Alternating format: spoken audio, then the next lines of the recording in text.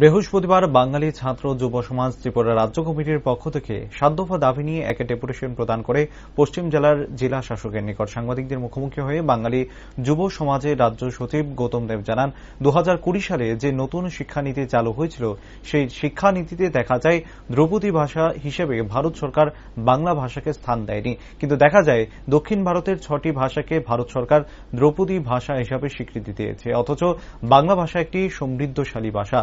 ধ্রুপদী ভাষার স্বীকৃতি পাওয়ার জন্য যে ৮টি গুণাবলী থাকা দরকার, সেই ৮টি গুণাবলী বাংলা ভাষার মধ্যেও রয়েছে। তা সত্ত্বেও সরকার বাংলার এবং বাঙালির সঙ্গে বিমাতৃ সুলভ আচরণ করে চলেছে বাংলার ভাষাকে চিরতরে নির্মূল করে দেওয়ার জন্য। সরকারের এই চেষ্টার বিরুদ্ধে সোচ্চার হয়ে বৃহস্পতিবার বাঙালি ছাত্র যুব সমাজের পক্ষ থেকে ডেপুটেশনে মিলিত হয় তারা। তাদের দাবি, ধ্রুপদী ভাষার মধ্যে বাংলা ভাষাকে যে স্থান দেওয়া হয়, না হলে আগামী দিনে আরো বৃহত্তর আন্দোলনে সামিল হবে বলেও জানান তিনি।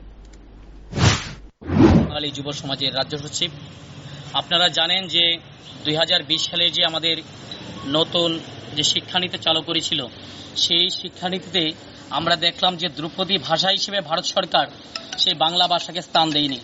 কিন্তু আমরা দেখলাম যে দক্ষিণ ভারতের বিভিন্ন ভাষাকে এই কেন্দ্রীয় সরকার ধ্রুপদী ভাষা হিসেবে স্বীকৃতি দিয়েছে। যেমন কন্নড়ি ভাষাকে দিয়েছে, উড়িয়া ভাষাকে দিয়েছে, কানাড়া ভাষাকে দিয়েছে, এরকম ৬টা ভাষাকে তারা ধ্রুপদী ভাষা স্বীকৃতি দিয়েছে। অথচ বাংলা ভাষা একটা সমৃদ্ধশালী ভাষা। ধ্রুপদী ভাষার স্বীকৃতি পাওয়ার জন্য যেই গুণাবলী থাকা দরকার বাংলা ভাষার, সেই ৮টা গুণাবলী সেই বাংলা ভাষার মধ্যে বিদ্যমান। তা সত্ত্বেও এই কেন্দ্রীয় সরকার বাংলার সঙ্গে বাঙালির সঙ্গে বিমাতৃ সুলভ আচরণ করছে।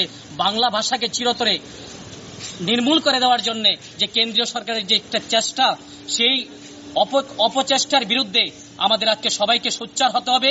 আমাদের দাবি যে ধ্রুপদী ভাষার মধ্যে বাংলা ভাষাকে অবশ্যই যাতে স্থান দেওয়া হয়, নয়তোবা আমরা আগামী দিন বৃহত্তর আন্দোলন করতে বাধ্য হব। শুধু তাই নয়, আজকের এই যে সরকার, আপনারা দেখছেন বিভিন্ন জায়গার মধ্যে এই রাজ্যের রাজভাষা বাংলা হওয়া সত্ত্বেও এই সরকারি বেসরকারি সমস্ত জায়গাতে আজকে বাংলা ভাষার সেই রকম প্রয়োগ করছে না তারা।